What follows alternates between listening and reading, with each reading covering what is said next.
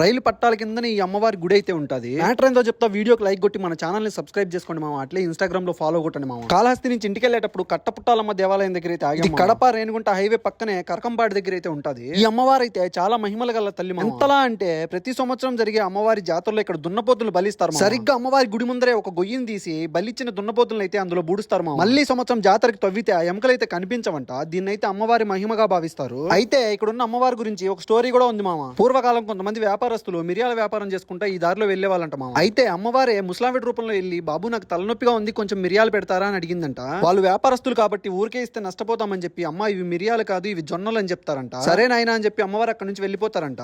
సరిగ్గా వాళ్ళు గ్రామాల్లోకి వెళ్లి వాటిని అమ్మడానికి మూటలు వీపినప్పుడు ఆ ప్లేస్ లో మిరియాలు కాకుండా నిజంగానే జొన్నలు అయితే ఉంటాయంట. అది చూసి ఇదేదో శక్తి మహిమ అని చెప్పి మళ్ళీ అక్కడికి వచ్చి బాధపడతారంట. తల్లి మా తప్పు అయిపోయింది, మేము ఏం చేయాలని చెప్పి వేడుకుంటారంట. అప్పుడు అమ్మవారు ప్రత్యక్షమయ్యి, నేను ఇక్కడే కట్టపుట్టాలమ్మగా వెలుస్తాను, నాకైతే పూజలు ప్రారంభించండి అని చెప్తాదంట.